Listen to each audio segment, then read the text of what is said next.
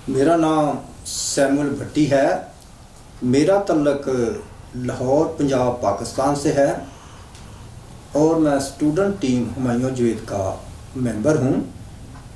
तो आए आज हम खुदावंद के कलाम से सीखते हैं शुक्रगुजारी। आज खुदा के कलाम से हम इसके मुतालिक देखेंगे शुक्रगुजारी। तो निकाले मेरे साथ दूसरी तवारीख उसका 29 बाब उसकी 20 आयत से पढ़ूंगा। तब हिजकिय्याह बादशाह सवेरे उठकर और शहर के रईसों को फरहम करके खुदावंद के घर को गया, और वो 7 बैल और 7 मेंढे और 7 बरे और 7 बकरे मुमलकत के लिए और मकदस के लिए और यहूदा के लिए खता की कुर्बानी के वास्ते लिए। और उसने कहनों यानी बनी रून को हुक्म किया कि उनको खुदावंद के मज़बा पर चढ़ाएं। सो उन्होंने बैलों को ज़बा किया और कहनों ने खून लेकर उसे मज़बा पर छिड़का। फिर उन्होंने मेंढों को ज़बा किया और खून को मज़बा पर छिड़का, और बरों को भी ज़बा किया और खून को मज़बा पर छिड़का। और वो खुदा की कुर्बानी के बकरों को बादशाह और जमायत के नज़दीक ले आए, और उन्होंने अपने हाथ उन पर रखे। फिर काहिनों ने उनको ज़बह किया और उनके खून को मज़बा पर छिड़कर खुदा की कुर्बानी की, ताकि सारे इस्राएल की कफारा हो। क्योंकि बादशाह ने फरमाया था कि सोख्ती कुर्बानी और खुदा की कुर्बानी सारे इस्राएल की चढ़ाई जाएं।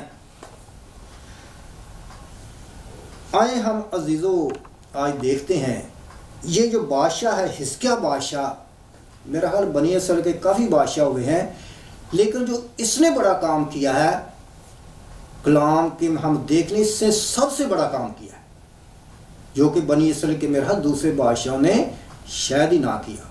हिस्ट्री लिखी हुई बादशाहों की, लेकिन इसने, मैं समझता हूँ खुदा के कलाम में हमने अभी पढ़ा है कि इसने बहुत बड़ा काम किया है शुक्रगुजारी। इससे पहले कि हिजकिय्याह, उसकी कौम, रईस, खादम, लावी, काहिन शुक्रगुजारी करें, वो आगे हम हिस्सा पढ़ते हैं शुक्रगुजारी का। लेकिन सबसे पहले इसने जो कुर्बानी चढ़ाई है वो खता की चढ़ाई। हम लोग जो अच्छा काम मिल जाए, ऐसी सर्विस मिल जाए, जॉब मिल जाए, बीमारी से शिफा आ जाए, या कोई ऐसा काम खुदा हमारी ज़िंदगी में कर देता, हम मुख्तलिफ खादमों को बुला लेते हैं, घर में दुआ कराते हैं, दुआ करते हैं, तो खुदा उनका शुक्र, अच्छी बात है दुआ करनी। लेकिन अगर तो वो दुआ, अगर वो शुक्रगुजारी चंद लम्हों की है, हालत हमारी वो पुरानी की पुरानी है, काम तो अच्छा मिल गया, नौकरी अच्छी मिल गई, हाँ जी, मुआवजा भी हो गया, शिफा भी होगी, सारा कुछ ही हो गया, तो लेकिन अगर जीजो हमारी ज़िंदगी में गुनाह है तो खुदा के कलाम में लिखा है कि ऐसी कुर्बानी से खुदा खुश नहीं होता। रोमियो में लिखा है कि हम जानते हैं कि खुदा गुनहगारों की दुआ को नहीं सुनता, रास्तबाज बंदों की दुआ को सुनता। तो अगर तुम्हारी ज़िंदगी वैसी की वैसी है तो जीजो ऐसी शुक्रगुजारियाँ वो फिर ज़मीन पर रह जाती।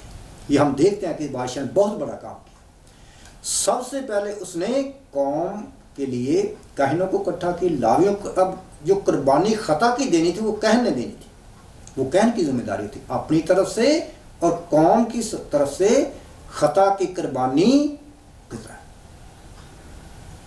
अब उसने कहनों को बुलाया और उसने 7 चीज़ें ली। 7, अभी हमने खुदा के कलाम में पढ़ा है, 7 मेंढे 7 बकरे पहले उसने लिखा, और वो बैल मेंढे 7 बकरे 7 बरे मुमलकत के लिए और मकदस के लिए यहूदा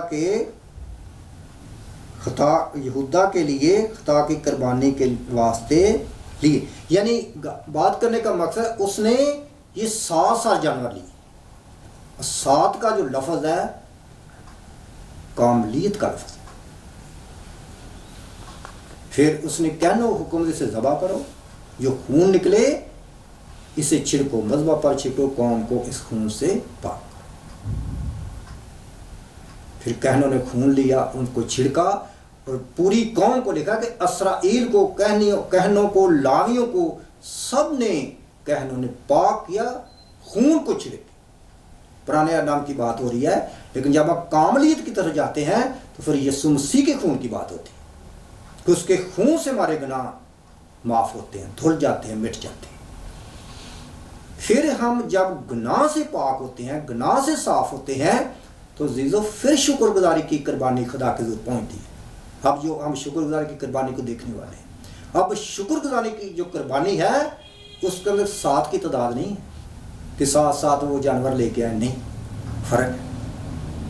اس لیے ہم دیکھتے ہیں کہ یسوع مسیح کا خون ہمیں تمام گناہوں سے پاک کرتا ہے. اگر ہم پاکیزگی کی حالت میں گناہ سے مبرہ ہو کے شکر گزاریاں کر رہے ہیں، جیسے بھی شکر گزاریاں کریں، جو کچھ خدا نے ہمیں دیا ہم دعوت کرتے ہیں، تو عزیزو گناہ سے مبرہ جو شکر گزاری ہے وہ خدا کے ضرور قبول ہوتی ہے. تو یہ حصہ ہم دیکھ چکے ہیں.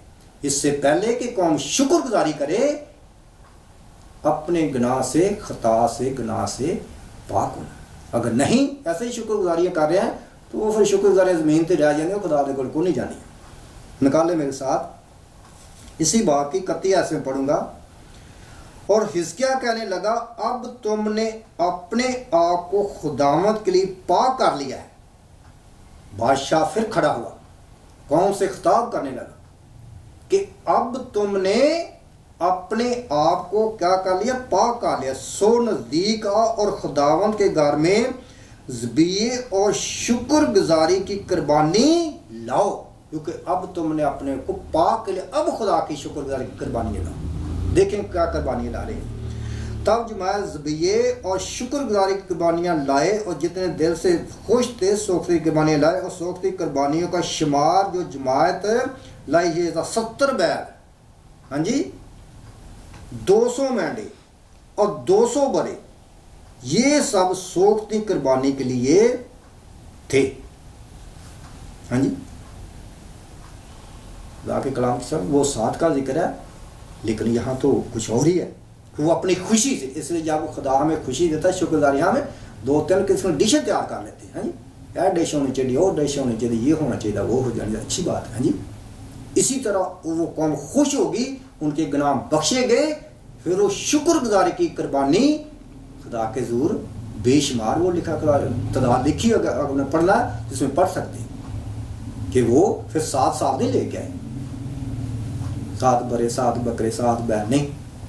لکھا ہے کلام میں بھی ہم نے پڑھا ہے کہ پھر وہ سوکھتی قربانی کا بے شمار جماعت لائے، 70 بیل، 100 مینڈے اور 200 برے.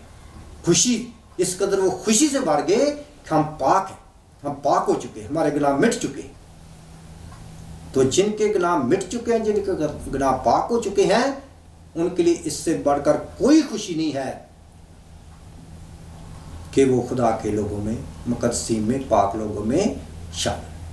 تو آئیں عزیزو، شکر گزاری کی قربانی سے پہلے خطا کی قربانی، خطا کی قربانی ہم نہیں گزرانتے، پاک صاف نہیں ہوتے، تو عزیزو شکر گزاری جو ہے ہماری عثمان پہ نہیں، ہم اپنی خوشی پوری کرتے ہیں، خدا کا اس خوشی سے کوئی لینا دینا نہیں. تو خدا آپ سب کو کلام سے برکت دے. آمین.